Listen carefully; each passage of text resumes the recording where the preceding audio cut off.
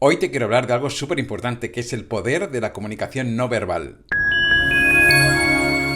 Pero antes, por favor, suscríbete al canal si no lo has hecho, activa las notificaciones para que te pueda avisar de los vídeos que voy subiendo y por favor también comparte este contenido con quien creas que puede ayudarle. Bueno, y quiero hablarte de esto porque no sé si lo sabías, pero más de la mitad de nuestra comunicación es comunicación no verbal. Cuando nosotros expresamos algo, lo expresamos verbalmente, pero también expresamos de manera no verbal muchísimas cosas. De hecho, expresamos muchas más de manera no verbal que de manera verbal. Lo importante no es lo que decimos, sino cómo lo decimos. De hecho, es mucho más veraz lo que dice nuestro cuerpo que lo que dicen nuestras palabras. Nuestro cuerpo no engaña y veremos el por qué no engaña. Sin embargo, nuestras palabras sí que pueden engañar. Por eso a veces cuando tú conoces a alguien muy bien, tu pareja, a tus hijos, a tus padres, si alguien que tú conoces muy bien está diciendo algo que es mentira y tú escaneas y ves que allí hay algo que te rechina, que ves que no es cierto, pero no sabes explicar el por qué sabes que esto no es cierto. Y no sabes por qué eso no es cierto justamente por el comportamiento no verbal de esa persona, porque tú estás acostumbrada o acostumbrado a leer esa persona físicamente y a saber cuándo se expresa desde la verdad y cuándo no se expresa desde la verdad.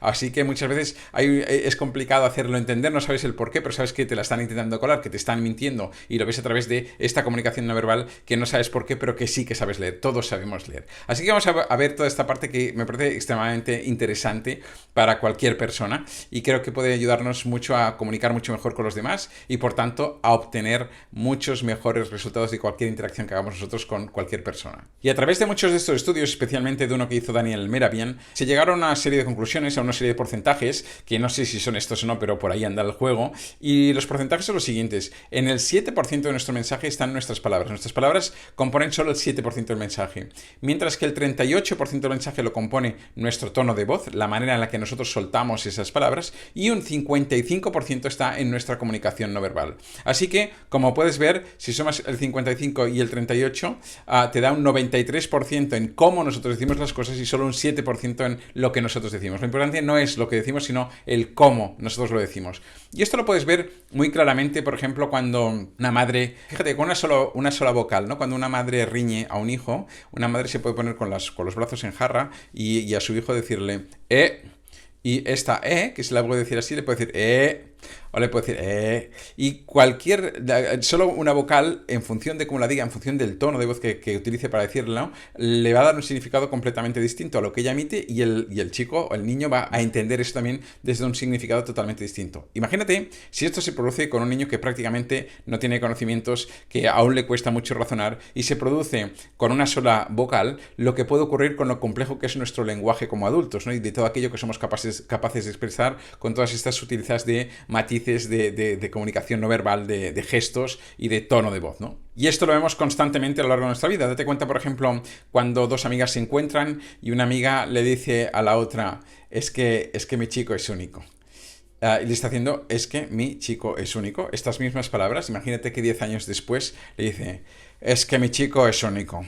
Y está diciendo lo mismo, pero no está diciendo lo mismo. No solo no dice lo mismo, sino que puede estar diciendo cosas completamente contradictorias. Y fíjate que no ha cambiado las palabras, ha cambiado el cómo han expresado estas palabras, ¿no? Así que vamos a ver un poquito cuáles son las claves de esta comunicación no verbal, cómo podemos descubrir, por ejemplo, eso, cuando alguien nos está mintiendo, de qué manera puede autodelatarse la gente, de qué manera nos podemos autodelatar nosotros cuando estamos comunicando algo que no es cierto. Para entender esto debemos entender que nosotros tenemos un cerebro que está compuesto por dos hemisferios, el hemisferio izquierdo y el hemisferio derecho. El hemisferio derecho tienes toda la parte creativa, toda la parte intuitiva, mientras que en el hemisferio izquierdo tienes toda la parte racional, toda la parte cartesiana, la parte estructurada del cerebro. Y nosotros comunicamos mediante las dos partes del cerebro. Pero ¿qué ocurre? Que cuando nosotros, por ejemplo, si yo quiero contarle una mentira a alguien, esta mentira la tengo que ir a buscar al lado creativo del cerebro. Sin embargo, si yo le quiero contar algo que yo recuerdo, por tanto, una verdad, tengo que ir a la parte racional, donde están esos recuerdos. No hace falta irme a la parte creativa. Cuando yo tengo que ir a buscar esta información a una parte o a otra del cerebro, mi mirada hace microgestos que se van hacia una parte o hacia otra del cerebro. Y esto lo sabe muy bien la policía. De hecho, se utiliza en los interrogatorios, se le llama la calibración visual, ¿no? Y muchas veces solo por el hecho de cómo en un interrogatorio, entre otros factores, ¿no? Por el hecho de cómo puede estar mirando una persona, se puede entender. Pero hay otras cosas que suceden también aquí en nuestro cuerpo. Cuando una persona, por ejemplo, está mintiendo, se sitúa en una posición de estrés, ¿no? Y esta posición de estrés hace que nuestra amígdala, nuestro cerebro más primitivo, cuerpo deba reaccionar para que nuestro cuerpo esté preparado para afrontar esta situación de estrés. Y una situación de estrés, nuestro cuerpo la afronta desde la perspectiva de o ataque o huida. Y tanto para el ataque como para la huida, desde el punto de vista más inconsciente, este ataque o huida precisan de un mayor bombeo de nuestro corazón, se acelera el corazón porque necesitamos echar más sangre hacia nuestras extremidades, tanto si queremos atacar como si queremos huir. Todo esto, ¿por qué te lo digo? Porque este aumento de riego sanguíneo, este aumento de pulsaciones de nuestro corazón, se plasma en diferentes sitios de nuestro cuerpo. Se plasma, por ejemplo, con un enrojecimiento de las mejillas, porque tenemos los capilares sensibles de la cara que hacen que allí llegue un exceso de irrigación sanguínea. Este exceso de irrigación sanguínea nos hace que nosotros tengamos que hacer, según qué gestos, cuando estamos mintiendo, que son gestos que son muy sutiles a veces, que por más que queramos controlar, no los podemos controlar, porque nuestro cerebro inconsciente va mucho más rápido que nuestro cerebro consciente. Podemos controlar uno o dos, pero no los podemos controlar todos. Hay la dilatación pupilar, hay muchas cosas que son microgestos que nos delatan completamente a las personas que tenemos delante, y que si lo sabemos leer, nos otorgan una gran ventaja. Nos otorgan una gran ventaja para poder leer a los demás y también para no meternos nosotros en según qué situaciones en las que sabemos que nos vamos a autodelatar, lo queramos o no. Aunque conozcamos todos estos recursos, como te digo, es muy difícil fingir eso porque es nuestra parte inconsciente, que ya vimos que en otros vídeos que va mucho más rápido que el consciente, con lo cual es imposible de controlar esto, ¿no? Estos actos involuntarios aparecen y, por ejemplo, esto cuando hay exceso de irrigación sanguínea, por ejemplo, la gente que lleva traje y corbata, pues tiene que aflojarse a veces el nudo de la corbata porque hay más riego sanguíneo también en la yugular, necesitamos que circule mejor la sangre. Hay pequeños microgestos de estos que hay muchísimos, y que uno solo a lo mejor no podrías llegar a fingir, pero cuando pones la suma de uno más otro, más otro, más otro, es imposible. Y ahí encontramos, como te decía, efectos como este incremento de la respiración, ¿no? Y de los latidos del corazón, que se plasman también en esta parte de la dilatación pupilar, en estos autocontactos que tenemos que hacer, ¿no? O a veces autocontactos que son como muy inconscientes, pero que, fíjate, cuando tú tienes a un niño que está mintiendo, tiene una posición corporal en la que hace según qué cosas, que tú ya sabes que él le cuesta mucho esconder su mentira desde un punto de vista racional, porque aún no está tan estructurado, no tiene tantas máscaras y tantas corazas como el adulto, entonces como que es mucho más flagrante que está diciendo, pero los adultos también hacemos pequeñas cosas como estas. Entonces, saber leer todas estas cosas, como digo, nos da una ventaja brutal. Esto, cuando le quieres vender algo a alguien, se ve muy claramente, porque tú sabes dónde está tu interlocutor, en el sentido de si te está diciendo algo, por ejemplo, que es cierto o que no es cierto, si te quiere o no te quiere comprar. Cuando tú estás seduciendo a alguien, que al final casi cualquier acto de interrelación con seres humanos está basado en mayor o menor medida en una pequeña seducción, en el sentido de poder persuadir, convencer al otro de cuál es tu voluntad, tus ideas, ¿no? No hace falta que sea en la seducción pura del ligoteo, sino que en cualquier acto cotidiano de interacción entre dos personas se pretende siempre obtener un resultado de aquello que estamos comunicando al otro, ¿no? Y para ello se utilizan pues estas armas inconscientes de seducción que en mayor o menor medida utiliza todo el mundo. Lo que te decía, que estas respuestas, estos autocontactos, tragar saliva, por ejemplo, también en según qué situaciones, ¿no? Todos estos pequeños gestos son universales y, como te decía, no dependen de nuestra voluntad, con lo cual esto los hace extremadamente potentes porque son muy ciertos, son muy veraces, no los podemos engañar, ¿no? Son mucho más veraces que de hecho, la única manera de poder engañar, por ejemplo, a un detector de mentiras, la única manera de poder salir de un interrogatorio y pudiéndole colar la verdad a alguien que sabe muy bien leer tu cuerpo, es creerte esta mentira hasta tal punto que tú la expreses como verdad.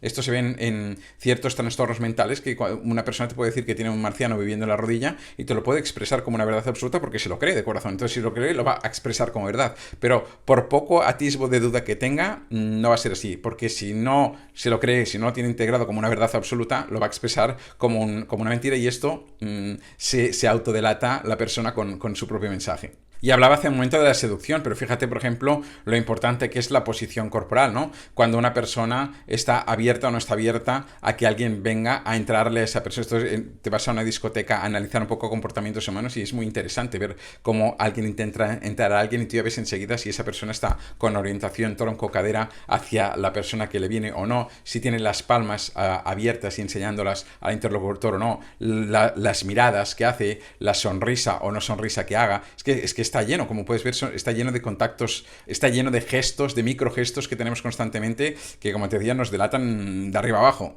Las propias distancias físicas también, fíjate que esto ya es muy cultural, ¿no? Una persona mediterránea tiene unas distancias físicas mucho más cortas que un nórdico a la hora de interactuar con alguien. Si tú interactúas con un nórdico tal como lo haces como con una persona latina, el nórdico se va a sentir incómodo, ¿no? Y al revés, si una persona latina, perdón, si una persona nórdica interactúa con un latino desde la distancia que lo suele hacer con un nórdico, lo va a sentir también como muy extraño, ¿no? Y esto se puede utilizar en favor y en contra. Se puede utilizar incluso para alejar a tu interlocutor, incomodándole sin que se dé ni cuenta, porque estás haciendo cosas que le descuadran con aquello que la persona inconscientemente espera que suceda en cuanto a esta interrelación que tú tienes con esa persona, ¿no? Así que ya ves el poder que tiene todo esto, es brutal. Yo te animo a que hay muchos libros que hablan de esto, muy interesantes. Yo te animo a que investigues sobre esto y a que puedas...